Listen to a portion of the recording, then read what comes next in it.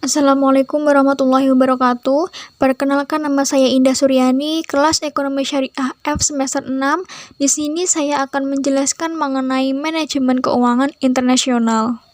Di sini nanti saya akan menjelaskan mengenai neraca pembayaran internasional, bursa valuta asing, manajemen risiko nilai tukar valuta asing, manajemen kas internasional, dan yang terakhir yaitu arbitrase internasional dan paritas suku bunga. Poin yang pertama yaitu neraca pembayaran internasional. Pengertiannya adalah suatu sistem pencatatan seluruh transaksi ekonomi internasional suatu negara untuk periode tertentu, seperti transaksi ekonomi ekspor dan impor barang dan jasa, arus modal yang masuk dan keluar, dan lain-lain.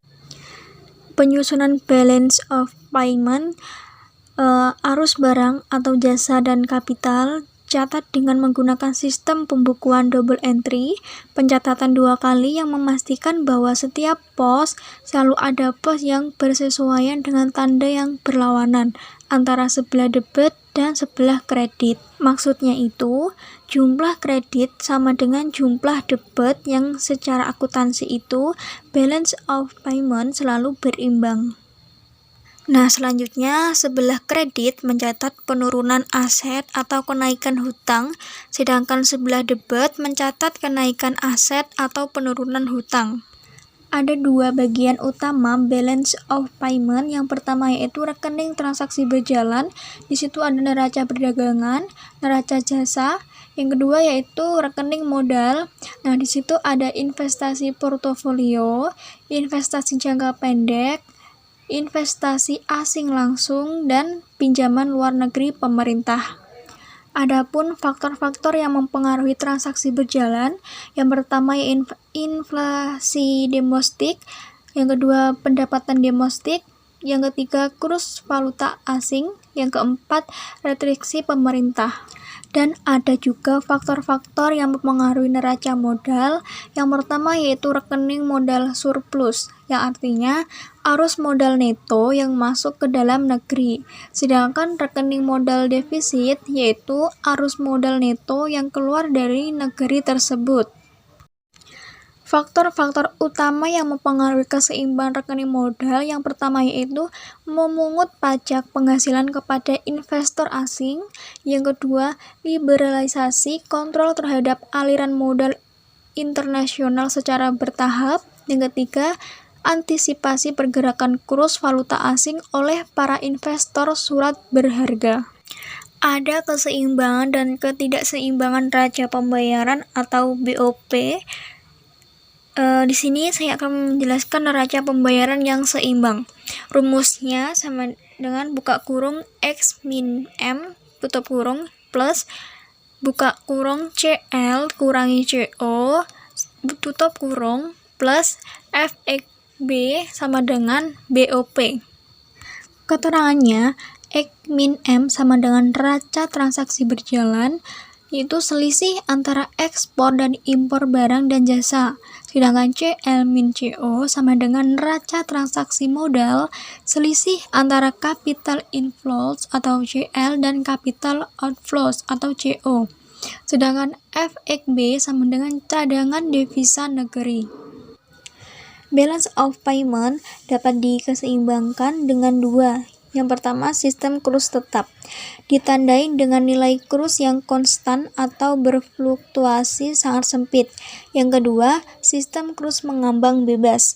Dalam hal ini, pemerintah tidak perlu ikut campur tangan dalam valuta asing karena kurs suatu mata uang ditentukan oleh mekanisme pasar. Poin yang kedua ada bursa valuta asing. Adalah pasar terjadinya transaksi valuta asing yang dilakukan baik antara negara maupun dalam suatu negara. Bursa valuta asing ini dapat dilakukan oleh perusahaan maupun perorangan. Dalam perdagangan valuta asing internasional, mata uang asing dibedakan antara convertible currencies, yaitu mata uang yang sering digunakan antara lain dolar Amerika Serikat, yen Jepang, dolar Austria, dolar Kanada, dan lain-lain.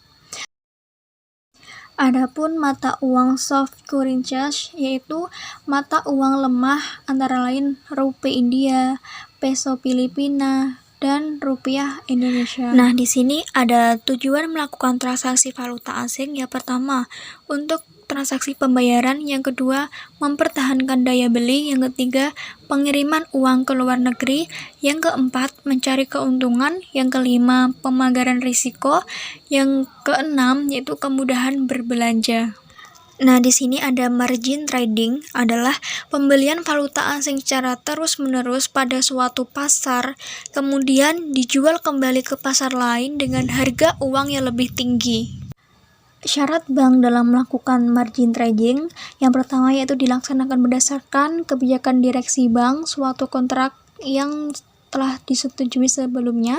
Yang kedua, dilaksanakan dengan tersedianya margin deposito. Yang ketiga, untuk kepentingan bank, margin trading dilakukan setinggi-tingginya sebesar 10% dari modal bank. Yang selanjutnya yaitu untuk kepentingan nasabah, margin trading dilakukan setinggi-tingginya 10 kali dari margin deposito nasabah bank. Apabila mengalami kerugian sebesar 5% dari modal, maka untuk sementara harus dihentikan. Selanjutnya, setelah mendapatkan persetujuan dari Bank Indonesia, dapat dilakukan lagi margin trading. Margin deposito nasabah atau bank harus dicantumkan dalam laporan mingguan dan bulan. Poin yang ketiga yaitu manajemen risiko nilai tukar valuta asing. Pengertiannya, perubahan nilai tukar atau kurs yang tidak pasti mengarah kepada fluktuasi tidak pasti pada nilai perusahaan. Perusahaan menghadapi risiko nilai tukar pada saat terjadi perubahan-perubahan potensial yang tidak terantisipasi dalam nilai tukar yang berpengaruh pada nilai perusahaan. Maksudnya, perusahaan di sini dikatakan terpengaruh oleh risiko kurs falas karena adanya pergerakan yang tidak terlihat dari nilai tukar atau kurs falas. Ada 3 kategori utama risiko perdagangan falas. Yang pertama yaitu error race. Risiko ini terjadi akibat adanya fluktuasi pergerakan secara terus-menerus pada permintaan dan penawaran di pasar falas, sehingga mempengaruhi posisi nilai tukar falas. Yang kedua ada credit risk, risiko kemungkinan pihak lain tidak melaksanakan kewajiban dalam persetujuan yang telah disepakati. Yang terakhir yaitu ada country risk, risiko timbul akibat campur tangan pemerintahan dalam perdagangan falas. Poin yang keempat yaitu manajemen kas internasional. Ada anak dan induk perusahaan, maksudnya adalah untuk optimalisasi aliran kas dan investasi kelebihan kas. Adapun teknik-teknik mengoptimalkan aliran kas. Yang pertama, mempercepat aliran masuk kas. Jadi, semakin cepat aliran masuk kas diterima, semakin cepat kas dapat diinvestasikan. Yang kedua, menggunakan jaringan untuk meminimalkan biaya konversi falas. Meminimalkan pajak atas aliran kas.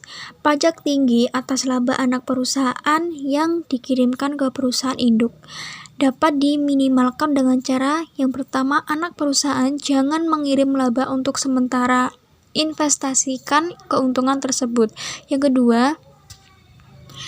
kedua, menerapkan strategi pembiayaan dari pinjaman. Poin yang pertama tadi ada teknik-teknik mengoptimalkan aliran kas. Yang kedua, ada investasi kelebihan kas. Di investasi kelebihan kas, ada manajemen kas terpusat. Maksudnya, fungsi optimalisasi aliran kas dapat ditingkatkan dengan suatu pendekatan terpusat, sebab semua posisi kas anak perusahaan dapat dimonitor secara serempak. Menetapkan hasil efektif dari investasi asing dapat dilakukan dengan rumus RD sama dengan buka kurung 1 plus ID tutup kurung, buka kurung lagi 1 plus ED tutup kurung min 1. Yang C, paritas suku bunga sebagai satu kriteria untuk keputusan investasi. Sedangkan yang D, forward rate sebagai satu kriteria untuk keputusan investasi. Yang terakhir, ramalan tingkat kurs sebagai satu kriteria untuk keputusan investasi. Poin yang kelima, ada arbitrase internasional dan paritas suku bunga. Jadi, pengertian arbitrase adalah tindakan pembeli dan menjual barang pada waktu yang bersamaan, tetapi di pasar yang berlainan. Nah, di sini arbitrase dibagi menjadi 3 bagian. Yang pertama yaitu arbitrase internasional. Artinya, kapitalisasi atas suatu ketidaksesuaian harga dalam banyak kasus. Tidak ada investasi dana yang terkait untuk setiap waktu dan tidak ada resiko dalam strategi ini. Yang kedua ada arbitrase lokasional, artinya melakukan kapitalisasi atas perbedaan kurs antar lokasi. Yang ketiga ada arbitrase suku bunga tercover, artinya cenderung memaksa suatu hubungan antara suku bunga dari dua negara dan premi atau diskon kurs forward mereka. Arbitrase ini meliputi investasi di suatu negara asing dan mencakup resiko tingkat kurs. Mungkin itu yang dapat saya sampaikan. Jika ada salah kata, mohon dimaafkan. Wassalamualaikum warahmatullahi wabarakatuh.